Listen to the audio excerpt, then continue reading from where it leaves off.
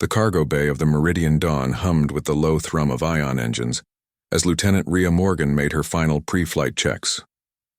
She was 3 weeks into what should have been a routine supply run to the outer colonies when her scanner picked up the distress beacon. Faint, erratic, and originating from an uncharted asteroid field in Sector 7 Gamma. Against protocol, Rhea altered course. The source of the beacon turned out to be a shattered escape pod, its hull scarred by plasma burns and micrometeor impacts. Inside, amid the wreckage and frozen atmosphere, she found something that made her heart stop, a creature no larger than a house cat. Its scales shimmering like molten copper even in death's grip, its chest barely rising with shallow breaths. Rhea didn't hesitate.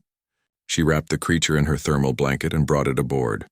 The thing, whatever it was, had wings folded against its serpentine body, talons that gleamed like obsidian, and eyes that flickered open with an intelligence that seemed far too ancient for something so small.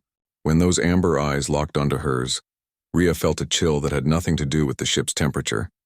"Easy there, little guy," she murmured, setting the creature down on a cushioned maintenance crate.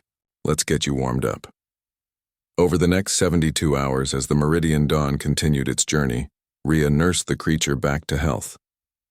She fed it protein rations that it devoured with surprising ferocity, cleaned its wounds with medical gel, and, despite herself, began to play with it during her off shifts. The creature was surprisingly playful.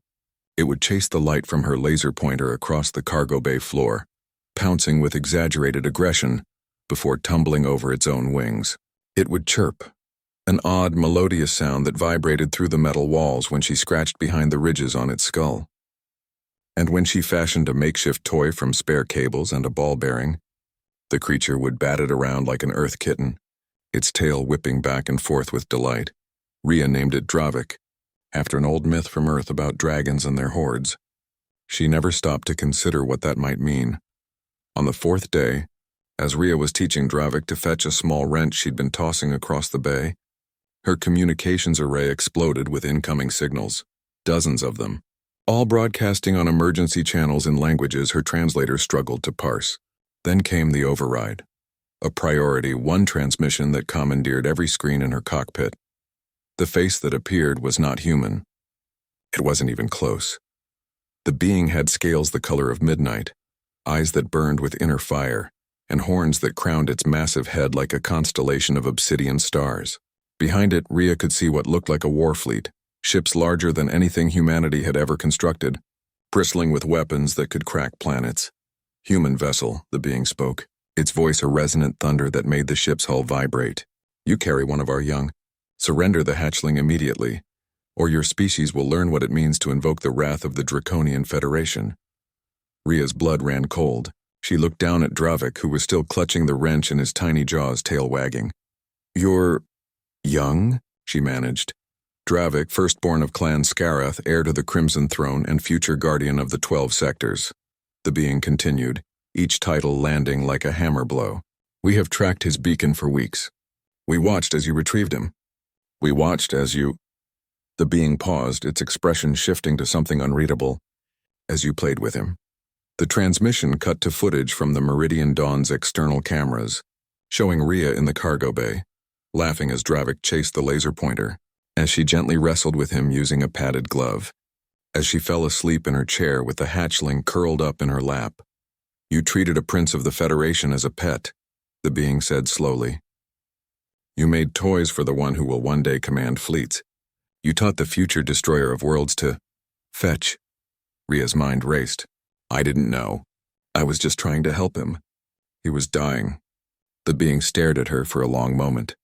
Then, impossibly, its scaled lips curled into what might have been a smile. "We know, human. We have watched every moment." The being leaned forward. "Do you understand what you have done? For 3 solar cycles, the entire Draconian Federation has been searching for our lost prince. Clans have mobilized. Blood debts have been sworn. And we find him. Learning tricks? Playing with scrap metal?" Rhea swallowed hard. "I'm sorry. I'll return him immediately." "Please don't." "You misunderstand," the being interrupted. "Dravik's bonding period has passed. In our culture, when a hatchling bonds with another during their first season, that bond is sacred. It cannot be broken." The being's eyes narrowed. My name is Scareth, High Commander of the Federation Armada, and you, Lieutenant Rhea Morgan of Earth, have just become bonded to my son. The words hung in the void between them. What? What does that mean? Rhea whispered. It means that when Dravik reaches his maturity in 20 cycles, when he takes his place as Guardian of the Federation, he will remember who taught him kindness, who showed him that strength can be gentle, and that play has its own form of honor. Scareth's expression softened. It means that humanity has gained an ally in the most unlikely of places. And it means that you, Lieutenant Morgan, have just altered the course of galactic history. The transmission shifted, showing dozens of Draconian vessels performing what could only be described as a salute, AI, complex aerial maneuver that painted the stars, with trails of plasma. The Federation does not forget its debts, Scareth said, and we protect our own. As the transmission ended, Rhea looked down at Dravik, who had abandoned the wrench and was now climbing up her leg, chirping for attention. She picked him up and the hatchling nuzzled against her chest, scales warm and humming with contentment. What have I gotten myself into? She murmured. Dravik chirped once, then belched a tiny flame that singed her collar. Rhea laughed despite herself. Somewhere in the distance, the Federation fleet maintained its formation. Waiting, watching, protecting. And in the cargo bay of the Meridian Dawn, a human pilot held a dragon prince and wondered if maybe, just maybe, the universe had a sense of humor after all. 20 years later, when the Vraxian horde threatened to consume the Sol system, they would find their path blocked by a dragon the size of a moon, scales gleaming crimson in the starlight, and a human woman standing on his shoulder. But that was a story for another time.